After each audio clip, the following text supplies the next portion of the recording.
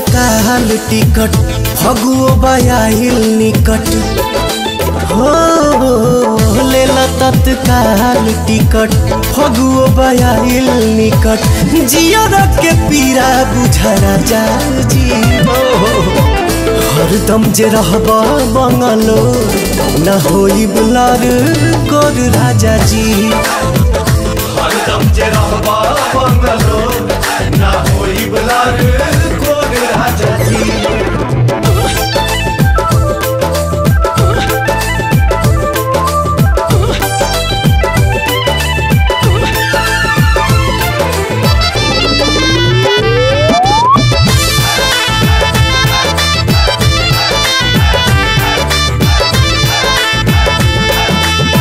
किन किन धैले बानी ढेर के खेलावाना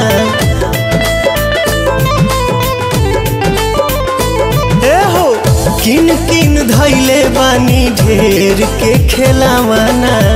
खेले वाला कहिया आइए सैया बतावाना आज कन्फर्म कर राजा जी बनू हो हरदम जे रहबा बंगलो ना होई बुलार कोर राजा जी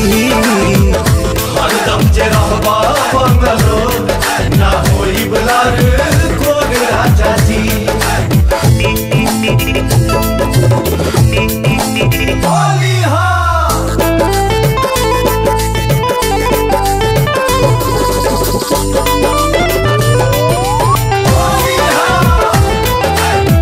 सुना सुना लागेला से जरिया तोहरा बीना बात के बुझे के बाद चीज के चिन्हे के बाद सुना सुना लागेला से जरिया तोहरा बीना भल ही तू चल जइहा देके एगो चीना बन के पवनवा जरा जा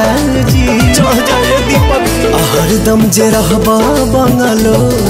ना होई बुलार कोर राजा जी हरदम जे रहबा बंगलो ना होई बुलार कोर राजा जी। आई तबे नु टेरी कटन खाई रसगुल्ला पेन हब।